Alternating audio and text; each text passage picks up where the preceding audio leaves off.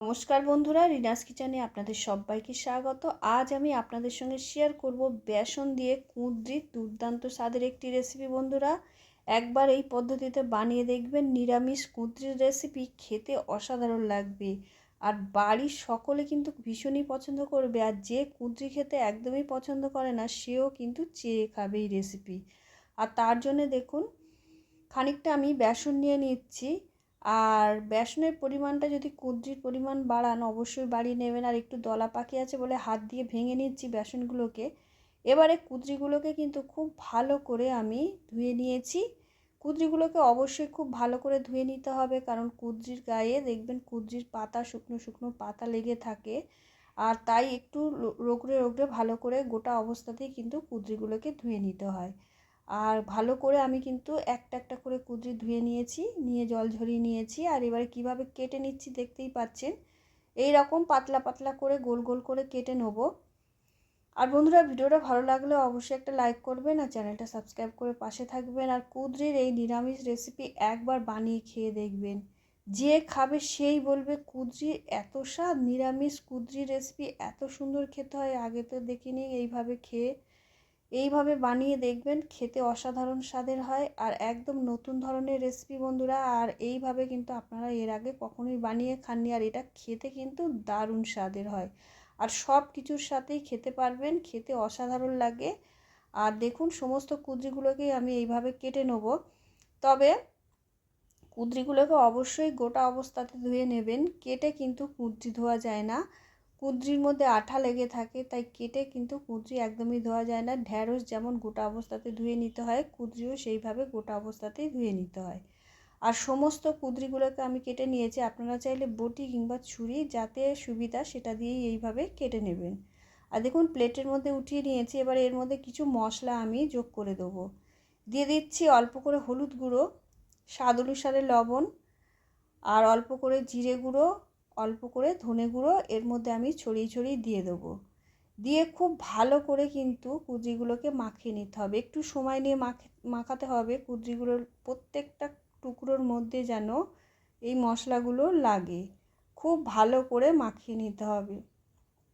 আর এইভাবে হাত দিয়ে ভালো করে এক একটা টুকরোকে ভালো করে মাখিয়ে নেব, যাতে লবণ আর এই সমস্ত মশলাগুলো প্রত্যেকটা টুকরোর মধ্যে ভালো মতন লাগে। আর এইভাবে মাখিয়ে নিয়ে কুঁদরিগুলোকে অবশ্যই কিছুক্ষণ রেখে দেবো, যাতে এই কুঁদরিগুলো নরম হয়ে যায়। আমি ঢাকা দিয়ে প্রায় 10 মিনিট মতন রেখে দিয়েছিলাম। এবারে দেখুন, ওভেনে চলে এসেছি, কড়াই বসিয়ে দিয়েছি। আর কড়াইটা গরম করে নিয়ে, আর যে বেসনটা আমি নিয়েছিলাম সেই বেসনটা কড়াইয়ের মধ্যে দিয়ে দিলাম। দিয়ে এই বেসনটাকে একটু নাড়াচাড়া করে ভেজে নেব। বেসন দিয়ে এই কুঁদরির রেসিপিটা বন্ধুরা একবার হলেও বানিয়ে দেখবেন, নিরামিষ এই রেসিপির তুলনা হয় না, এতটা সুস্বাদু হবে। আপনারা বানিয়ে খেলেই বুঝতে পারবেন। আর যে কুঁদরি খেতে একদমই পছন্দ করে না, সেও কিন্তু চেয়ে খাবে এই কুঁদরির রেসিপি। আর বাড়ির সকলেই বলবে, কিভাবে বানিয়েছো, কুঁদরিটা এত সুন্দর লেগেছে, নিরামিষ কুঁদরি এত স্বাদ হয়, আগে তো জানতাম না। এইভাবে কিন্তু বলবে, এইভাবে বানিয়ে দেখবেন, খেতে দারুণ লাগে। আর দেখুন, বেসনটাকে ভালো করে ভেজে নিলাম। নিয়ে কিছুক্ষণ ভেজে নেবার পরে এর মধ্যে দিয়ে দিচ্ছি খানিকটা গোলমরিচের গুঁড়ো, ঝালের জন্য দিয়ে দিলাম। আর কালারের জন্য দিয়ে দিলাম খানিকটা কাশ্মীরি লঙ্কার গুঁড়ো। দিয়ে এই গোলমরিচের গুঁড়ো আর কাশ্মীরি লঙ্কার গুঁড়ো দিয়ে আবারও কিছুক্ষণ নাড়াচাড়া করে ভেজে নেবো। এইভাবে ভাজতে ভাজতে দেখবেন এই বেসনটা দিয়ে সুন্দর একটা গন্ধ ছাড়তে শুরু করবে। বেসনটা ভাজতে ভাজতে তখনই জানবেন ভাজা হয়ে গেছে। অবশ্যই লো ফ্লেমে ভাজতে হবে, গ্যাসের ফ্লেমটা কিন্তু বাড়াবেন না, তাহলে বেসনটা পুড়ে যাবে, সুন্দরভাবে ভাজা হবে না। আর বেসনের গন্ধটা একদমই থাকবে না, কাঁচা গন্ধ, এর একটা সুন্দর গন্ধ আসবে এইভাবে ভাজতে ভাজতে। আর এই কারণেই রেসিপিটা হবে দুর্দান্ত স্বাদের বন্ধুরা। এই পদ্ধতিতে একবার বানিয়ে দেখবেন, একদম নতুন ধরনের কুঁদরির রেসিপি। আপনারা হয়তো এর আগে কখনোই কেউ এইভাবে বানিয়ে খাননি। আর দেখুন, আমি সমস্ত বেসনটাকে ভালো করে ভেজে নিয়েছি। এইবারে ঢেলে নেবো একটা পাত্রের মধ্যে, এক জায়গায় করে নিচ্ছি ভাজা বেসনগুলোকে। নিয়ে ঢেলে নিতে হবে। আর কড়াইয়ের গায়ে দেখতেই পাচ্ছেন বেশ খানিকটা বেসন লেগেও রয়েছে, সম্পূর্ণ বেসনটা তো ঢালা যায় না, তাই এর মধ্যে আমি যে কুঁদরিটা ম্যারিনেট করে রেখেছিলাম সেগুলো দিয়ে দিয়েছি। দিয়ে গ্যাসের ফ্লেমটা অন করে কড়াইটা বসিয়ে দিয়েছি। দিয়ে নাড়াচাড়া করে এই কুঁদরিগুলোকে, কিন্তু এর মধ্যে তেল কিছুই দিইনি, স্রেফ মশলা আর লবণ মাখানো ছিল, জল জল ভাবও ছিল। সেই পর্যায়ে আমি এই কড়াইয়ের মধ্যে, গরম কড়াইয়ের মধ্যে দিয়ে কুঁদরিগুলোকে নাড়াচাড়া করে একটু শুকনো শুকনো করে নেব, যাতে এর গায়ে যে বেসনগুলো রয়েছে কুঁদরির মধ্যে লেগে যায় আর কুঁদরি থেকে যে জলটা ছেড়েছে সেটা শুকনো শুকনো হয়ে যায়। দেখুন গ্যাসের ফ্লেমটা কিন্তু লোয়ে রেখে এইভাবে নাড়াচাড়া করে নিতে হবে। একদম শুকনো খোলায় এইভাবে কুঁদরিগুলোকে আমি ভালো করে নাড়াচাড়া করে একটু শুকনো শুকনো ভাজা ভাজা করে নেব। আর বন্ধুরা, ভিডিওটা ভালো লাগলে অবশ্যই একটা লাইক করবেন আর চ্যানেলটা সাবস্ক্রাইব করে পাশে থাকবেন। আর নিরামিষ এই কুঁদরি রেসিপি একবার বানিয়ে খেয়ে দেখবেন, কথা দিচ্ছি খেতে কিন্তু অসাধারণ লাগবে, দারুণ সুস্বাদু হয় খেতে, বানিয়ে খেলেই বুঝতে পারবেন। অসাধারণ হয় খেতে বন্ধুরা, আর সব কিছুর সাথে কিন্তু খেতে পারবেন। আর যারা তো নিরামিষ খেতে পছন্দ করেন তাদের জন্য একটা দারুণ সুন্দর রেসিপি। আর কুঁদরিগুলোকে ঢেলে নিয়ে কড়াইটা পরিষ্কার করে আবার ওভেনে বসিয়ে দিয়েছি আর দিয়ে দিলাম 2 টেবিল চামচ মতন সর্ষে তেল। তেলের পরিমাণটা একটু বেশি দেবেন, তাতে খেতে বেশি ভালো হবে। আর যারা কম তেল খেতে অভ্যস্ত তারা অবশ্যই অল্প করে তেল দেবেন, তবে তেলটা বেশি দিলেই বেশি ভালো হবে রেসিপিটা। আর দিয়ে দিলাম 2টো শুকনো লঙ্কা আর ছোটো চামচের 1 চামচ গোটা জিরে ফোড়ন হিসাবে দিয়ে দিলাম। দিয়ে এই ফোড়নগুলোকে সুন্দর করে একটু ভেজে নিতে হবে, কিছুক্ষণ একটু ভেজে নেব। নিয়ে দেখতেই পাচ্ছেন একদম লালচে রং ধরিয়ে ভেজে নিয়েছি। এবারে যে কুঁদরিগুলো আমি নাড়াচাড়া করে রেখেছিলাম ঢেলে শুকনো খোলায়, সেই কুঁদরিগুলোকে কিন্তু এই তেলের মধ্যে দিয়ে দিলাম। দিয়ে খুব ভালো করে কিন্তু নাড়াচাড়া করে ভাজতে হবে। কুঁদরি অনেকে খেতে চায় না, কারণ কুঁদরি একটু শক্ত শক্ত হয়, যতই ভালো করে রান্না করবেন একটু শক্ত তো থেকেই যায়।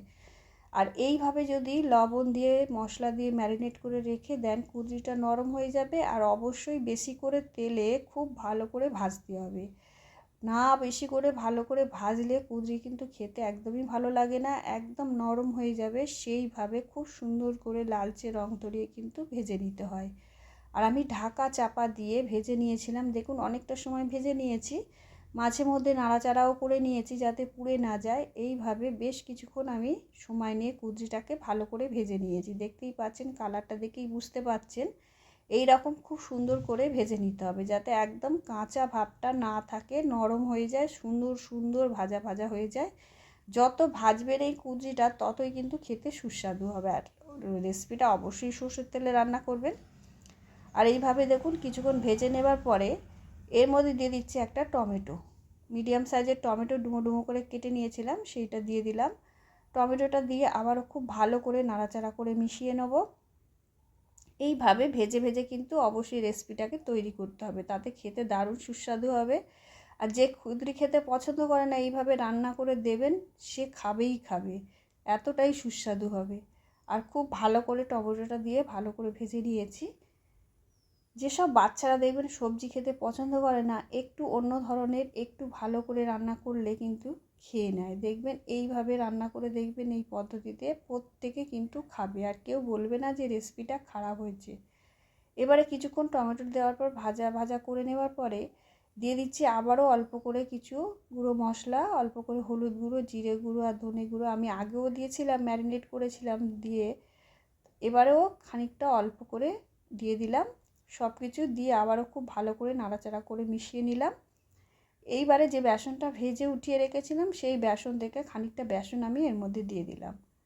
মশলার সঙ্গে মশলাটা আগে নাড়াচাড়া করে মিশিয়ে নিয়েছি, তারপরে ভাজা বেসনটা দিলাম, দিয়ে আবারও খুব ভালো করে সব কিছু একসাথে ভাজা ভাজা করে নিতে হবে। দেখতেই পাচ্ছেন কুঁদরির যে শক্ত ভাবটা থাকবে সেটা কিন্তু একদমই থাকবে না। এইভাবে রান্না করলেই বুঝতে পারবেন এর স্বাদটা কতটা সুন্দর হবে বন্ধুরা। এবারে খুব ভালো করে আমি কষিয়ে নিয়েছি বেসনটা দিয়ে অল্প করে জল দিয়ে আবারও কষিয়ে নিচ্ছি।